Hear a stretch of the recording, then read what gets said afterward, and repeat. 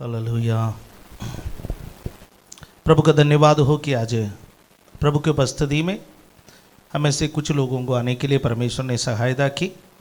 बाकी लोग ऑनलाइन इस वक्त हमारे साथ आराधना में जुड़े हुए हैं। आप सब लोगों को प्रभु यीशु मसीह के नाम से आज की आराधना में मैं स्वागत करता हूँ। आज परमेश्वर का वचन से अध्ययन करने के लिए जो विषय लिया गया है वो है ए प्रॉमिस ऑफ रेस्ट, एक विश्राम का वादा जो परमेश्वर ने हमसे किया है उसके विषय में मैं बात करना चाहता हूँ। लेकिन जहाँ हम अध्ययन करते आ रहे हैं इस्राएलियों के इतिहास से, उसके साथ जोड़ करके मैं इसको नया नियम में ले आकर के समाप्त करना चाहता हूँ, जो हम अक्सर करते हैं। इब्रानियों के पत्री अध्याय 4 उसका पहला पद आज मैं पढ़ना चाहता हूँ। इसलिए जबकि उसके विश्राम में प्रवेश करने की प्रतिज्ञा अब तक है तो हमें डरना चाहिए, ऐसा ना हो कि तुम में से कोई जन उससे वंचित रह जाए। यहाँ पर लिखा है उसके विश्राम में प्रवेश करने की प्रतिज्ञा। परमेश्वर के विश्राम में प्रवेश करने की एक प्रतिज्ञा परमेश्वर ने अपने लोगों को दिया है। बाइबल का अध्ययन करने वाले लोगों को मालूम है, जो इब्रानियों का पुस्तक उन विश्वासियों के लिए लिखा गया है जो यहूदी पृष्ठभूमि से विश्वास में आए, और विश्वास में जब परेशानी और दिक्कत और दुख और क्लेशों का सामना करना पड़ा तो वो अपना मन में विचार करने लगे थे कि जो यहूदी पृष्ठभूमि में हम रहते थे वो यहूदी पृष्ठभूमि हमारे लिए ये जो मसीहत का पृष्ठभूमि से बेहतर थे। ऐसे वे लोग अपना मन में विचार करने लगे। हम में से कई लोग भी ऐसा विचार करते हैं। क्या सोचते हैं? अरे विश्वास में आने से प्रॉब्लम ज़्यादा होने लगे, बाइबल पढ़ने से प्रॉब्लम ज़्यादा होने लगे, प्रार्थना करने से प्रॉब्लम ज़्यादा होने लगे, है ना। और एक आम बात है, हम मन में ऐसा सोच लेते हैं। यहूदी लोगों जब मरुस्थल में उनको परेशानी आए तो वो सोचने लगा, अरे मूसा के बात सुन करके हम फंस गए, मिस्र में थे तो अच्छे थे। तो ये पुरानी बातों को याद करने का एक विचार, इट्स ए ह्यूमन टेंडेंसी, मनुष्य का स्वभाव है। और ये विश्वासियों के अंदर भी विश्वास की परीक्षाएं आए तो वे सोचने लगे कि पुरानी बातें अच्छे थे, यहूदी मजहब की बातें अच्छे थे। और उनको विश्वास में दृढ़ करने के लिए इब्रानियों का पत्री का लेखक, जिनके बारे में बाइबल चुप है, हमें नहीं मालूम है किसने लिखा है। ज़्यादा से ज़्यादा लोग मानते हैं कि ये पौलुस ने ही लिखा होगा, लेकिन कुछ लोगों का विचार है कि ये शायद अपुल्लोस ने लिखा होगा, या किसी और यहूदी मजहब के बारे में, उनका संस्कृति के बारे में अच्छी तरह से जानने वाला किसी व्यक्ति ने इसको लिखा है। किसी ने भी लिखा हो, वास्तविक लेखक तो पवित्र आत्मा है। आमीन। और पवित्र आत्मा ने उन यहूदी विश्वासियों को प्रचोदित करने के लिए लिखा है कि यीशु मसीह जो है वो मूसा से भी श्रेष्ठ है, यीशु मसीह जो है वो महायाजक से श्रेष्ठ है, यीशु मसीह जो है बलिदानों से श्रेष्ठ है, और यीशु के सर्वश्रेष्ठता को सिद्ध करने वाली एक पत्री है ये इब्रानियों की पत्री। और उसमें पुराने नियम में इस्राएलियों को परमेश्वर ने जो विश्राम स्थान की वायदा किया था, वो विश्राम स्थान एक शारीरिक कनान था। वे लोग मिस्र में गुलाम थे। मूसा के जरिए से परमेश्वर ने उनको बोला कि मैं तुम्हें ऐसा एक देश में ले जाऊंगा जिस देश में दूध और मधु की धाराएं बहती है, जिसको मैंने तुम्हारा पूर्व पिता अब्राहम, इसहाक और याकूब से वादा किया था। हम जानते हैं कि अब्राहम हारान में रहता था। उस वक्त तो परमेश्वर ने उनको दर्शन दिया, क्योंकि वो सच्चा परमेश्वर का खोजी था। सच्चाई से परमेश्वर का खोज करने वाले दुनिया के किसी भी कोने में क्यों न रहो, परमेश्वर उनसे बात करता है। हालेलुया, आमेन। आपसे परमेश्वर ने क्यों बात की? आपका परिवार से परमेश्वर ने आपको क्यों चुना? आपके समाज से परमेश्वर ने आपको क्यों चुना? आपसे ज्यादा पढ़े लिखे लोग थे, आपसे ज्यादा बुद्धिमान, आपसे ज्यादा पैसे वाले, आपसे ज्यादा तंदुरुस्त लोग, आपसे ज्यादा सुंदर लोग, सभी लोग इस संसार में थे। उसके बावजूद भी परमेश्वर ने आपको चुना है, तो उसका कारण है आपके हृदय के अंदर के कोने में कहीं ना कहीं सच्चाई की खोज करने की इच्छा थी। हालेलुया। यह सच्चाई की खोज करने की इच्छा आपको यीशु मसीह के सामने ला करके खड़ा कर दिया। परमेश्वर ने आपको दर्शन दिया। आमीन। इसलिए मुझे सुनने वाला कोई भी व्यक्ति आपके अंदर सच्चाई की खोज करने की इच्छा है, तो यह 2021 अब समाप्त नहीं हुआ है, आधा बीत गया है। परमेश्वर आपसे बातें कर सकता है, परमेश्वर आपको दर्शन दे सकता है, परमेश्वर की वाणी को आप सुन सकते हैं। हालेलुया, आमीन। अब्राहम को परमेश्वर ने बोला, मैं तुम्हें एक वादा का देश दूंगा। फिर अब्राहम उस देश में घूमते रहे। अपने बच्चों को मिलने वाला देश में अब्राहम घूमता रहा। परमेश्वर ने उसको पक्का मकान बनाने के लिए कभी नहीं दिया। और याकूब का जमाना आया तो परमेश्वर ने याकूब और उसके संतानों को मिस्र में लेकर के गए, और 70 या 72 लोग मिस्र में चले गए। वहां पर जाकर के लाखों में वे लोग परिवर्तित हो गए। आपको यदि परमेश्वर ने दबाव में डाला है तो वो आपका बढ़ोतरी के लिए है। हालेलुया। मसीहत एक ऐसा समाज है जो दबाव में भी बढ़ते हैं। जब दबाव नहीं है मसीहत बढ़ते नहीं। हालेलुया। जब आराम से चलता है मसीहत बढ़ता नहीं। जितना दबाव हो यह उतना बढ़ेगा। यह स्प्रिंग के समान है, जितना दबाव हो उतना उछलता है। हालेलुया। यहूदियों का भी एक खासियत है, यहूदियों का जितना दमन सहे हुए कोई समाज संसार में नहीं है, पर जितना दमन सहा, जितना उपद्रव सहा, जितना दबाव में रहा, वो उतना अव्वल बनता गया। हालेलुया, आमीन। विरासत में हमें वो मिला है क्योंकि हमारा गुरु भी मूल रूप से यहूदी था। विरासत में मिला है। यहूदियों को विरासत इस मसीह के जरिए से हमको मिला है। अब्राहम के जरिए से हमको नहीं मिला। हमको जो मिला है इस मसीह के जरिए से मिला है। यहूदियों को जो मिला अब्राहम के जरिए से मिला है। हालेलुया। क्योंकि यीशु ने हम सबको क्या ले लिया? गोद ले लिया। गोद ले लिया, है ना। यीशु ने हमें गोद ले लिया तो वो सारे विरासत हमको मिला। इसलिए जितना भी दबाओगे उतना हम क्या करेंगे? बढ़ेंगे। इसलिए दबाव महसूस करता है तो बार बार बोलिए, ये मुझे घटाने के लिए नहीं, ये मुझे बढ़ाने के लिए है। मेरे बीमारी मुझे घटाएंगे नहीं, मेरा बीमारी मुझे बढ़ाएंगे। मेरा आर्थिक समस्या मुझे घटाएंगे नहीं, मेरा आर्थिक समस्या मुझे बढ़ाएंगे। मेरा कर्जा मुझे घटाएंगे नहीं, मेरा कर्जा मुझे बढ़ाएंगे। मैं बढ़ोतरी की ओर जाने वाला व्यक्ति हूं। मेरा परिवार बढ़ेगा, मेरे बच्चे बढ़ेंगे, आशीषित होंगे। सकारात्मक बातें बोलना सीखिए। जब आप सकारात्मक बातें बोलते गए परमेश्वर आपको बढ़ाता है। हालेलुया। इस्राएली दबाव में आए लेकिन परमेश्वर ने उनको क्या किया? बढ़ाया है। बढ़ा करके उनको जब लेकर के आए हैं, आमीन, और उनके लिए एक विश्राम स्थान परमेश्वर ने बोला, वो शारीरिक कनान था। लेकिन हमारे लिए जो विश्राम स्थान बोला है वो कोई शारीरिक कनान नहीं है।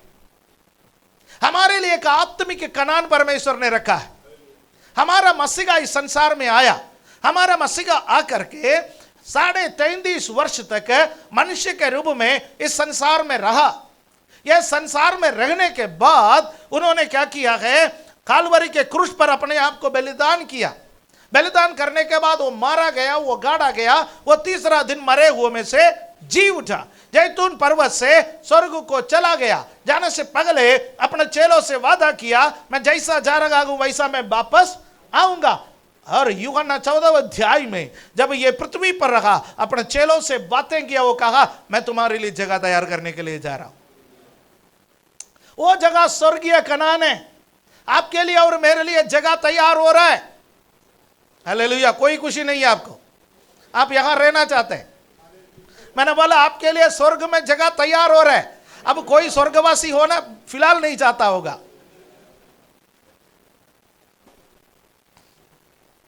हालेलुया। और प्रभु यीशु मसीह ने कहा जब जगह तैयार हो जाएगा मैं वापस आऊंगा। आमीन। तुम्हें अपने संग ले जाने के लिए मैं वापस आऊंगा। हमारे लिए एक विश्राम का स्थान तैयार हो रहा है। यह संसार हमारा विश्राम का स्थान नहीं है। यहां जितना भी आराम करने के लिए चाहोगे उतना भी परेशानी बढ़ता है। हालेलुया। आमीन। कोई मुझे अपने घर में प्रार्थना के लिए बुलाते हैं तो मैं कहता अगले सप्ताह। मैं सोचता हूँ ये सप्ताह मेरा काम थोड़ा सा बहुत कुछ सेटल हो जाएगा, अगले सप्ताह मैं फ्री हूं और अगले सप्ताह मैं प्रार्थना के लिए आऊंगा, अगले सप्ताह मैं ये काम करूंगा। अगले सप्ताह पता चलता है कि इस सप्ताह से 3 गुना ज्यादा बोझ आ गया है। आप भी शायद ऐसे ही होंगे। यहां कोई विश्राम नहीं, यहां कोई आराम नहीं, यहां सब तात्कालिक है, लेकिन हमारा हमेशा का विश्राम स्थान प्रभु तैयार कर रहा है। हालेलुया। और यहां पर क्या लिखा है, इसलिए जबकि हमारे लिए एक विश्राम स्थान की प्रतिज्ञा किए गए हैं तो हमें डरना चाहिए, ऐसा ना हो कि तुम में से कोई जन उससे वंचित रह जाए। इसका क्या अर्थ है? मात्र प्रॉमिस किया गया, प्रतिज्ञा किया गया, मिलेंगे बोला तो नहीं मिलना, मिलेंगे तो बोला है तो नहीं मिलता। आपको उसके लिए काम करना पड़ता है, आपके लिए उसके लिए मेहनत करना है, आपको उसके लिए बाढ़ जोगना है, इंतजार करना है। हालेलुया। 3रा अध्याय उसका 19वां पद को देखें। हिब्रू 3:19, 3रा अध्याय उसका 19वां पद। अतः हम देखते हैं कि वे अविश्वास के कारण प्रवेश ना कर सके। 3रा अध्याय इस्राएलियों का कहानी बताते कहते हैं उनके लिए भी एक विश्राम स्थान का वायदा किया गया था, पर अविश्वास के कारण वे उसमें प्रवेश नहीं कर पाए। और आपके लिए और मेरे लिए भी एक विश्राम स्थान का वायदा किया गया है, नया नियम के एक विश्राम स्थान का वायदा किया गया है। यदि हम भी अविश्वासी ठहरेंगे तो हम उसमें प्रवेश नहीं कर पाएंगे। सुनिए उसका 4 का 2रा पद, हिब्रू चैप्टर 4 वर्स 2। क्योंकि हमें उन्हीं की तरफ सुसमाचार सुनाया गया, पर सुने हुए वचन से उन्हें कुछ लाभ ना हुआ, क्योंकि सुनने वालों के मन में विश्वास के साथ नहीं बैठा। वायदा कैसे? सुसमाचार के द्वारा। वायदा कैसे मिला? सुसमाचार के द्वारा वायदा मिला। और वो वायदा हासिल करने का एक जरिया परमेश्वर ने दिया, वो है फेथ, विश्वास। वायदा हासिल करने का एक जरिया है फेथ। इब्रानी का पत्र 11वां अध्याय विश्वास के बारे में ज्यादा बातें करता है। उसका 6ठा आयत में लिखा हुआ है, परमेश्वर के पास आने वालों को विश्वास करना चाहिए कि परमेश्वर है और उसको ढूंढने वालों को प्रतिफल देता है।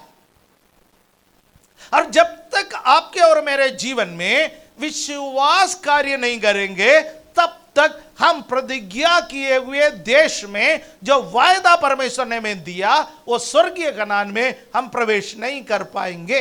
ये बात पक्का मन में लिख दीजिए, है ना। हाइपर ग्रेस वालों के शिक्षा में मत जाइए, आदि कृपा वाले।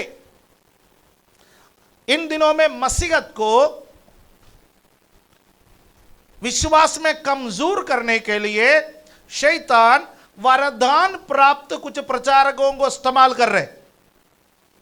उनके हाथों के द्वारा वरदान, चिन्ह, चमत्कार, अलौकिक बातें, और उनका प्रचार भी बहुत लुभावने हैं, बहुत अच्छे हैं सुनने में, पर वे हाइपर ग्रेस के या अधिक कृपा के प्रचार प्रसारक हैं।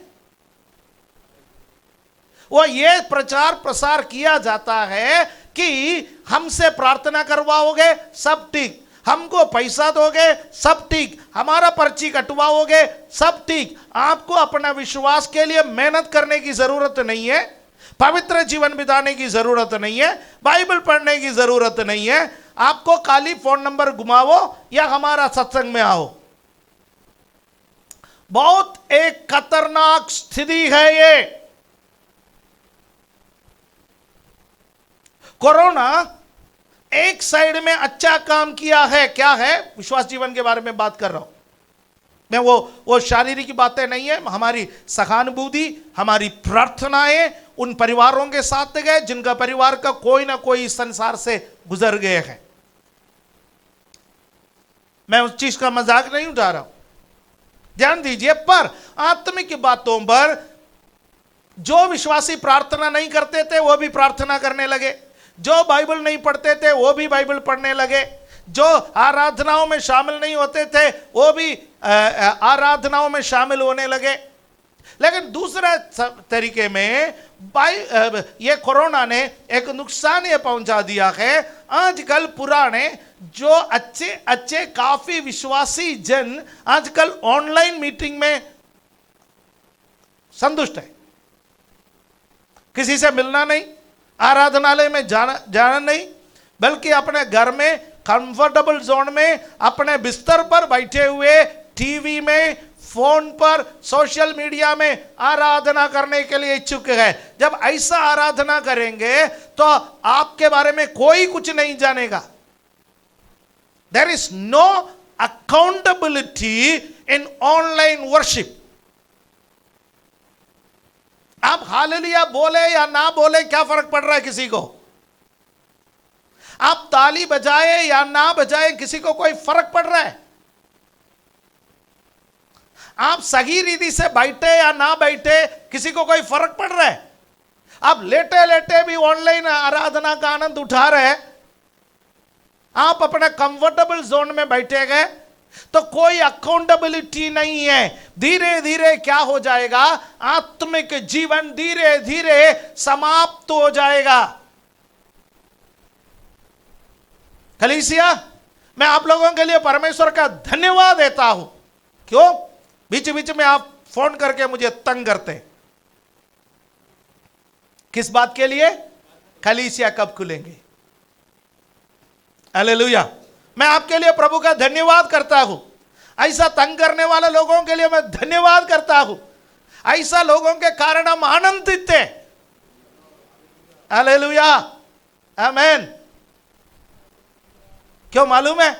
हमारे अंदर एक उत्साह आ जाता है जब कोई भाई, कोई बहन फोन करके ये पता करते हैं कि कलीसिया कब खुलेंगे, तो हम खुश गए, क्योंकि किसी न किसी के अंदर आत्मिकता अभी भी जीवित है। हालेलुया। बहुत सारे लोग ऑनलाइन सेटल हो गया है, लेकिन आप लोग ऑनलाइन सेटल होने के लिए तैयार नहीं है। आप चाहता है कोई ना कोई आपके साथ प्रार्थना में शामिल हो जाए, किसी के साथ मिलकर के गीत गाए, किसी भाई या बहन से मिलकर के प्रभु की महिमा करे। There is a kind of accountability. एक दूसरे के प्रति हम जवाबदेह हैं। हालेलुया, आमीन। मैं आपसे क्या कह रहा हूं? वायदा मिला। कैसे वायदा मिला? थ्रू गॉस्पल, सुसमाचार के द्वारा वायदा मिला। वायदा मिलने से काम नहीं बनता। थ्रू फेथ, विश्वास के जरिए से हमें वो वायदे को प्राप्त करना है। हालेलुया। और पुराना नियम में मूसा के संग चले हुए लोगों में वो विश्वास की कमी रही। यहां तक मूसा के बारे में परमेश्वर कहता है कि तुम में वो विश्वास की कमी रही। जाइए, चले नंबर्स, गिनती का पुस्तक, उसका 20वां अध्याय में, गिनती उसका 20वां अध्याय में हम आए।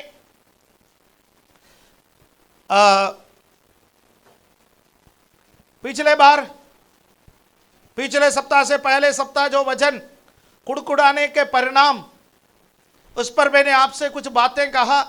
दो पार्ट में था, एक कुड़कुड़ाना और दूसरा पार्ट कुड़कुड़ाने का परिणाम। यदि आप लोगों को याद नहीं है तो आप बार बार उसको सुन सकते हैं। आत्मिक जीवन का बहुत महत्वपूर्ण पार्ट है ये। यद्यपि ये बड़ा उत्सुकता या उत्तेजना पैदा नहीं करते ये, पर आत्मिक जीवन का बहुत महत्वपूर्ण पार्ट है। बाकी सब ऊपर ऊपर की बातें हैं, ध्यान रख लीजिए। आपके आत्मिक जीवन के अंदर कितना मजबूती है ये इन बातों से पता चलेगा। वे लोग मौत मांगने लगे, वे लोग कुड़कुड़ाने लगे। तो गिनती का पुस्तक जब 20वां अध्याय में आए तो उससे पहले परमेश्वर ने उनसे बोला था, इनमें से कोई भी पीढ़ी कनान देश में प्रवेश नहीं करेंगे। ये पीढ़ी में मिस्र से निकलने पर 6 लाख लोग थे, 20 वर्ष के उम्र के ऊपर के। उन 6 लाख लोगों में परमेश्वर ने बोला, मैं 2 लोगों को कनान देश में ले जाऊंगा, यहोशू और कालेब। उसके अलावा बाकी सबको इस मरुस्थल में नाश करूंगा। उसके बाद में एक नया पीढ़ी को तैयार करूंगा, वो नया पीढ़ी को मैं कनान देश में ले जाऊंगा। 20वां अध्याय का पहला पद में हम मरियम के मृत्यु को देखते हैं। 20वां अध्याय का पहला पद में मरियम मर गई है। आपको पता है उस पीढ़ी में, पुराने पीढ़ी में मरियम बहुत अच्छे काम किया हुआ एक महिला है। मूसा के जन्म के समय पर हम मरियम को देखती हैं कि एक छोटी सी बालिका, जब मूसा 3 महीने का हुआ था, उसको एक टोकरी में रख करके जब सरकंडों के बीच में नील नदी के किनारे में जब उसको रखा, और मरियम दूर से देख करके राजकुमारी से बात करने में, उस बच्चे का देखभाल करने में, उसका परवरिश करने में अमराम और योकेबद के साथ किस प्रकार योगदान दिया। मरियम को देखते हैं जब लाल समुद्र पार हो गया, आराधना करने वालों की अगुवाई करने वाली मरियम, डब बजाते हुए, नाचते हुए परमेश्वर की महिमा करने वाली मरियम। उसके जीवन में एक काला अध्याय भी है। वो काला अध्याय क्या है? जब मूसा का विवाद के संबंध में, मूसा के विरोध में उसने कुड़कुड़ाया और परमेश्वर ने उसको कोड़ी बना करके 7 दिन चावनी के बाहर टगरा दी। फिर मूसा के विनती के अनुसार परमेश्वर ने उसको चंगा किया। वो मरियम एक समय परमेश्वर के द्वारा इस्तेमाल किया गया वो महिला, इस्राएलियों के कुड़कुड़ाने के कारण उस पीढ़ी में नाश हो गए, जंगल में ढेर हो गए। और आप गिनती के पुस्तक में जब नीचे आओगे, 20वां अध्याय में जब नीचे आओगे तो वहां पर हारून की मौत को भी आप देख सकते हैं। हारून भी मरे वहां पर। एक पीढ़ी के, एक समय परमेश्वर के लिए इस्तेमाल किए गए 2 लोगों का मौत उस अध्याय में हम देख सकते हैं। उसका कारण क्या था मालूम है? उन्होंने मौत को मांगा था। गलती से भी मौत को मत मांगिए। आज आप जो बोल रहा के नकारात्मक बातें, दीवारों को भी कान होते हैं, सुनते। वो नकारात्मक बातें आपके जीवन में बुरे असर डालेंगे। चाहे आप कितने भी दबाव में क्यों ना हो, कितने भी कठिनाई से आप क्यों ना गुजर रहे हो, आप जीवन की बातें कहे, आशा की बातें कहे, सकारात्मक बातें कहे, उसके लिए परमेश्वर ने हमें बुलाया है। यीशु मौत देने के लिए नहीं आया। एक जगह पर भी सुसमाचार में आप नहीं पढ़ते गए यीशु कहा हो कि मैं किसी को मारने के लिए आया हूं। यीशु ने बोला मैं इसलिए आया हूं कि वे जीवन पाए और बहुतायत का जीवन पाए। आपको जीवन देने के लिए और बहुतायत का जीवन देने के लिए मनुष्य का पुत्र इस संसार में आया है। और उसने कहा मनुष्य का पुत्र किसी को दोषी ठहराने के लिए नहीं आया, किसी को दंड देने के लिए नहीं आया, मनुष्य का पुत्र अनंत जीवन देने के लिए आया है। ओ हारून, मूसा से 3 साल बड़ा, और मूसा ने जब कहा कि मैं हकलाता हूं, मेरी जीभ मोटी है, मैं ज्यादा बोल नहीं सकता, तो परमेश्वर ने बोला तेरा भाई हारून तेरे लिए भविष्यवक्ता ठहरेगा। परमेश्वर ने उसको इस्राएलियों का पहला महायाजक बना करके अभिषेक किया। याद होगा मूसा का कभी अभिषेक नहीं हुआ था तेल से, कभी नहीं हुआ। मूसा ने दर्शन पाया, लेकिन इस्राएलियों में सबसे पहला अभिषेक तेल से किसी का किया गया है, वो हारून का है। हारून का अभिषेक हुआ। हालेलुया, आमीन।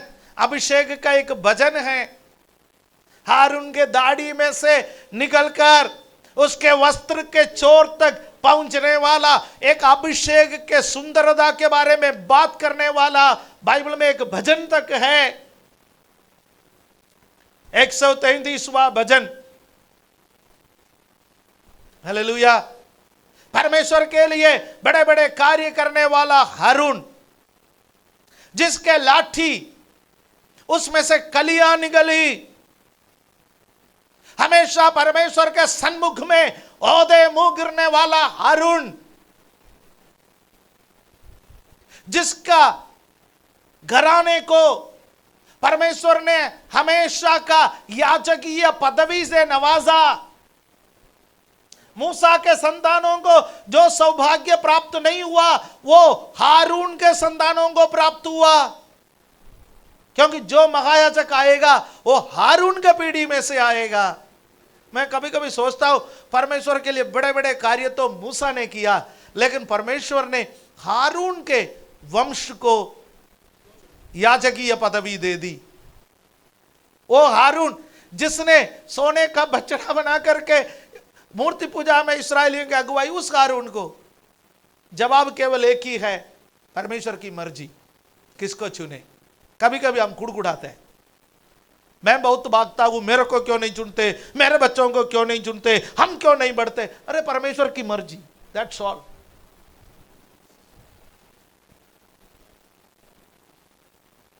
शिकायत नहीं कर सकते हम, क्योंकि उन्होंने किसी को चुना है। हालेलुया। उन्होंने किसी को चुना है तो वो सोच समझ करके चुना है। सुनिए, हम जितने लोग इधर बैठे हैं, हम में से कितने लोगों के बाप दादाएं प्रभु की सेवा करते थे कि हमें चुनने के लिए? नहीं, शायद चंद लोग होंगे। कुछ लोग बता सकता है कि मेरा पापा या मेरी मम्मी या मेरे पूर्वज वो लोग प्रभु की सेवा करते थे और वो अभिषेक मेरे ऊपर आया है। हम में से 99% लोग यही कहेंगे मुझ में कोई खूबी नहीं था, ना कोई खूबी ना कोई लियाकत थी, फिर भी परमेश्वर ने हमको चुना है। क्यों चुना? उससे कोई पूछेगा तो क्या बोलेगा? मेरी मर्जी। जिस पर दया करना मुझे लगता है मैं उस पर दया करता हूं। भाई तू कौन है पूछने वाला? तू जाकर के परमेश्वर का राज्य की कथा सुना। हालेलुया, आमीन। एक बार यीशु मसीह के बातों से चेलों को लगा यूहन्ना मरेगा नहीं, अमर हो गया। यूहन्ना अमर हो गया, ये मरेगा नहीं। तो चेले बातें करने लगे और यीशु मसीह कहने लगे भैया आपस में क्या बातें कर रहे हैं? नहीं इसका क्या होगा बता तो दो। सब यही जानना चाहता ना, इसका क्या होगा? अरे भैया अपने बारे में सोचा, अपना क्या होगा? उसका जो होगा वो देखा जाएगा, वो प्रभु और उसके बीच की बात है। कुड़कुड़ाने वाले का हमेशा एक स्वभाव होता है, हमेशा दूसरों के बारे में बोलता है। उसका क्या होगा देखा जाएगा, हमारा क्या होगा वो देख लीजिए। यीशु मसीह ने क्या बोला, इसका क्या होगा, यदि मेरा आने का समय तक ये जिंदा रहे, ये मेरी मर्जी का, तो तुम्हें क्या कोई आपत्ति है? पतरस कोई आपत्ति है तुम्हें? अंद्रयास कोई आपत्ति है? किसी को कोई आपत्ति है? तुम्हें जिस काम के लिए चुना तुम उस करो, इसके साथ जो करना है मैं कर लूंगा। प्रेज द लॉर्ड, आमेन। इसलिए हम अपने बारे में सोचें। हालेलुया। कभी कभी ऐसा लोगों को परमेश्वर चुनता है। यदि परमेश्वर ने आपको चुना, उसके सामने घुटना टेकर कहे, प्रभु मेरा कोई खूबी नहीं था, मैं लायक नहीं था, मेरा घराना इस लायक नहीं था, मेरे माता पिता इस लायक नहीं थे, फिर भी आपने मुझे चुना, यह आपकी कृपा है। हालेलुया। पौलुस के समान बोलिए, उसकी कृपा मुझ पर जो हुई है उसको मैं व्यर्थ होने ना दूं। केवल हम एक काम कर सकता है कि उसकी कृपा हमारे ऊपर परमेश्वर ने दिया, उसको व्यर्थ होने के लिए हम ना दे। कहानी में आए, गिनती 20वां अध्याय 2 पद से 13वां पद तक पढ़ने का समय, वही पुरानी कहानी, बार बार वही कहानी बताना पड़ रहा है। इस्राएलियों का जीवन में बार बार वही कहानी। क्या है? पानी नहीं मिला, कुड़कुड़ाए, मौत मांगे। हमारा भाइयों के साथ हम भी मर गए होते थे, अच्छे थे। ये कौन सी भाई लोग हैं? वो 10 भाई लोग, जो लोग कनान देश के भेद लेने के लिए गए थे, उनके साथ मरने का चाह रख रहे थे लोग, है ना। लिखा ना, परमेश्वर ने, यहोवा ने उन लोगों को एक एक करके मार दिया। मरी फैली। ऐसा कोई बीमारी आए, एक को आया, फिर दूसरे को आया, फिर तीसरे को आया, वो 10 के 10 संसार से निमट गए। और ये कह रखा गया, हमारा उन भाई लोगों के साथ हम भी मर गए होते तो अच्छे थे। अच्छे विश्वासी है, बेहतरीन विश्वासी। अब परमेश्वर ने क्या किया? परमेश्वर ने उनको क्या क्या बातें बता रहा है वो आप देखिए। समय नहीं है ज्यादा, इसलिए मैं जल्दी बता के जाऊंगा।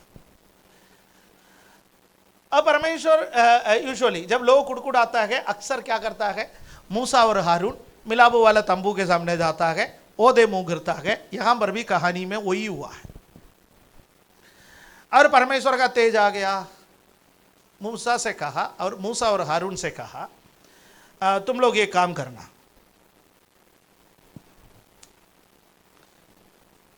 कल सुबह लाठी लेकर के चट्टान के पास आना। मैं चट्टान पर खड़ा रहूंगा और तुम्हें चट्टान को आज्ञा देना है, हे चट्टान तुझ में से पानी निकले। एक ही सेंटेंस, हे चट्टान तुझ में से पानी निकले। एक ही सेंटेंस कहना है, सोता फूट निकलेगा और पानी का सोता बहेंगे, इस्राएलियों को खूब पानी मिलेगा। और मूसा अब थोड़ा अनुभवी है। जब हमारे एक्सपीरियंस बढ़ता है ना, अकड़ भी कुछ ज्यादा बढ़ता है ना। अनुभव बढ़ता है, जितना पुराना हो जाता है उतना अकड़ता है। लकड़ी भी ऐसा ना, जितना पुराना हो जाता है उसके अंदर एक लाल पार्ट आता है, नए नए में वो नहीं होता। जब ये अकड़ आ जाता है फिर झुकना थोड़ा कठिन है। और मूसा के अंदर भी थोड़ा सा ये आ गया। अब आप नीचे पढ़िए। अच्छा है स्क्रीन नहीं है, क्योंकि मैं ज्यादा पढ़ने में टाइम नहीं करूंगा। नीचे जब आप पढ़ते हैं तो वहां पर क्या देखेंगे कि मूसा ने भाषण दिया। परमेश्वर ने क्या बोला? सुबह लाठी हाथ में लेना, बाहर निकलना, चट्टान के पास आना और चट्टान को आज्ञा देना, हे चट्टान तुझ में से पानी निकले। लाठी तो लिया और फिर वहां पर बाहर निकल करके एक अच्छा सा भाषण, वो भाषण कम डांट ज्यादा थी। हे बिलवा करने वालों, क्या हम तुमको पानी पिलाए? बड़े बड़े कठोर शब्द से इस्राएलियों से बातें की और यह परमेश्वर को अच्छा नहीं लगा। क्योंकि ये जो लोग हैं वो लोग मूसा पर निर्भर नहीं है, ये लोग परमेश्वर पर निर्भर है। इनको खिलाने वाला परमेश्वर है, इनको छुटकारा देने वाला परमेश्वर है, इनको कनान देश की ओर ले जाने वाले परमेश्वर है। मूसा, परमेश्वर ने अपना योजना में तुम्हें भागीदार बनाया तो यह तुम्हारा सौभाग्य है। इसलिए कोई भी जिम्मेवारी परमेश्वर ने हमें दिया, उस जिम्मेवारी पर कभी मत अकड़ना। यदि मैं पास्टर हूं तो मेरे अंदर अकड़ नहीं आना चाहिए, क्योंकि यहां बैठे हुए या मुझे सुनने वाले किसी भी व्यक्ति मुझ पर निर्भर नहीं है। आप में से प्रत्येक जन यीशु मसीह में निर्भर है। मेरा प्रार्थना और मेरा वचन में आप निर्भर नहीं है, आप यीशु मसीह में निर्भर है। हां, यीशु ने मुझे उनके साथ सेवा करने के लिए नियुक्त किया, वो मेरा सौभाग्य है। मैं परमेश्वर को कुछ कमा के नहीं दे रहा हूं। यदि मैं सोच रहा हूं मैं कमा के परमेश्वर को आत्माएं दे रहा हूं, या मैं उपवास कर करके परमेश्वर को आत्माएं दे रहा हूं, या मैं प्रचार कर करके परमेश्वर को आत्माएं दे रहा हूं, सुबह से शाम तक भाग करके परमेश्वर के लिए कुछ काम कर रहा हूं, यह मेरी भूल है। हम परमेश्वर को कुछ भी कमा के नहीं दे रहे, जो दे रहा है वो परमेश्वर हमें दे रहा है। उसके साथ काम करने का मौका हमें मिला है, वो हमारा सौभाग्य है। इसलिए परमेश्वर ने हमें अकड़ने के लिए नहीं बुलाया। यहां मूसा जरा अकड़ गया। वो भाग मैं पढ़ के सुनाना चाहता हूं ताकि आपको वो भाग समझ में आ जाए। उसका 20वां अध्याय का 10वां पद से मैं पढ़ूंगा ताकि आपको समझ में आए। मूसा और हारून ने मंडली को उस चट्टान के सामने इकट्ठा किया। तब मूसा ने उससे कहा, हे दंगा करने वालों सुनो, क्या हमको इस चट्टान में से तुम्हारे लिए जल निकालना होगा? तब मूसा ने हाथ उठाकर लाठी चट्टान पर 2 बार मारी और उसमें से बहुत पानी फूट निकला, और मंडली के लोग अपने पशुओं समेत पीने लगे। परंतु मूसा और हारून से यहोवा ने कहा, तुमने जो मुझ पर विश्वास नहीं किया और मुझे इस्राएलियों की दृष्टि में पवित्र नहीं ठहराया, इसलिए तुम इस मंडली को उस देश में पहुंचाने ना पाओगे जिसे मैंने उन्हें दिया है। 13वां पद, उस सोते का नाम मरीबा पड़ा, क्योंकि इस्राएलियों ने यहोवा से झगड़ा किया था और वो उनके बीच पवित्र ठहराया गया। परमेश्वर मूसा पर 2 बातें कह रहा है। नंबर 1, परमेश्वर कह रहा है तुमने मुझ पर विश्वास नहीं किया। मैंने पहले आपसे क्या कहा? प्रतिज्ञा का देश प्राप्त करना हमारे खूबी से हम प्राप्त नहीं कर सकते। प्रतिज्ञा का देश प्राप्त करने के लिए विश्वास चाहिए। हालेलुया। इस संसार में किसी भी नौकरी पाना है तो हमको चाहिए एबिलिटी। आप इस संसार में किसी भी दफ्तर में जाकर के बोलिए, मैं विश्वास करता हूं मैं आपका यह काम कर पाऊंगा, मुझे नौकरी में रखिए। मिलेगा आपको नौकरी? नहीं मिलेगा। किसी भी बच्चा 12वीं पास होने के बाद किसी भी कॉलेज में जाकर के बोले मैं विश्वास करता हूं आपका ये सारे सब्जेक्ट में पढ़ करके मैं ग्रेजुएट हो जाऊंगा, मुझे एडमिशन दे दीजिए। मिलेगा उसको? नहीं मिलेगा। लेकिन परमेश्वर का नियम, आपका योग्यता कुछ भी हो, वो परमेश्वर को नहीं चाहिए। कोई योग्यता परमेश्वर को नहीं चाहिए। आप जो आपने अपना तौर से कमाया वो कोई योग्यता नहीं चाहिए। परमेश्वर को चाहिए विश्वास। यदि आप परमेश्वर के पास जाकर के बोल रखा कि प्रभु मुझे विश्वास है आप मेरा जरूरतें पूरा करेंगे, प्रभु बोलेगा आमीन। तेरा विश्वास ने तुझे चंगा किया, तेरा विश्वास ने तेरा नैया को पार लगाया, तेरा विश्वास ने तुझे कनान देश में या स्वर्गीय कनान में पहुंचने का हिम्मत दिया। परमेश्वर को चाहिए विश्वास, फेथ। संसार को चाहिए योग्यता। हालेलुया। और परमेश्वर मूसा से कह रहा है तुमने मुझ पर विश्वास नहीं किया और इन लोगों के सामने मुझे पवित्र नहीं ठहराया, क्योंकि मैंने तुम्हें भाषण देने के लिए नहीं कहा, मैंने तुम्हें चट्टान पर मारने के लिए नहीं कहा, बल्कि मैंने कहा मैं चट्टान पर खड़ा रहूंगा, तुम आज्ञा दे चट्टान से पानी निकलेगा। जगह एक सेंटेंस में काम हो सकता है, 10 सेंटेंस मत बोलना। और मैं एक बात कहकर ये संदेश को समाप्त करना चाहता हूं। मूसा यहां पर कर क्या रहा था? 2 चीजें हैं। First one, obeying God. पहली बात है परमेश्वर की आज्ञा को मानना। ये एक साइड में है। दूसरा साइड में है reaction towards the action of the people. Every action has a opposite reaction. हर क्रिया का एक प्रतिक्रिया है। यहां मूसा वास्तव में कर क्या रहा था? लोगों के क्रिया, लोगों के व्यवहार की प्रतिक्रिया कर रहे थे। आप सोचिए आत्मिक जीवन में आप और मैं कर क्या रहा है? हमारे सामने भी 2 ऑप्शन है। एक, परमेश्वर से सुनो, चाहे कुछ भी हो जाए, आंधी आए, तूफान आए, कोरोना आ जाए, पृथ्वी उलट जाए, समुद्र फेन उठाए, उसका गर्जन से पहाड़े टूट जाए, कुछ भी हो जाए, परमेश्वर के सामने जाओ, ओदे मुंह गिरो, परमेश्वर जो बोलता है वो सुनो, उसके अनुसार करो। या चारों तरफ के लोग जो कर रहा है उसको देखो, पूरी रात उबलते रहो अंदर।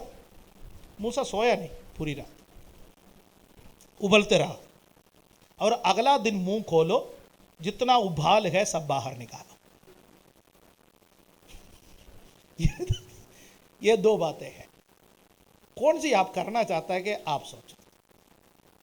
यदि परमेश्वर की वाणी सुन करके छोटे शब्दों में काम कराओगे तो स्वर्गीय कनान में प्रवेश करने का बात पक्की है। यदि लोगों के क्रिया पर प्रतिक्रिया व्यक्त करते रहोगे, जिंदगी का नाश होना भी पक्का है। आजकल परिवारों में हो क्या रहा है? पत्नी के क्रिया पर पति प्रतिक्रिया, पति के क्रिया पर पत्नी की प्रतिक्रिया, पड़ोसी की क्रिया पर पड़ोसी की प्रतिक्रिया। संसार का उसूल है। ईंट का जवाब पत्थर से। मूसा कर क्या रहा था? ईंट का जवाब पत्थर से दे रहा था। अरे तुम कुड़कुड़ाओगे क्या? तुम समझते कि तू ही चिल्ला सकते है, हम ना चिल्ला सकते? हम भी चिल्लाएंगे। सुन, हमको भी भाषण देना आता। परमेश्वर ने बोला ठीक है, पानी आया ना, अब तू साइड में आ। दोनों आ साइड में, लाइन लगा दी। हालेलुया। मौका मत दो परमेश्वर को साइड में बुलाने का।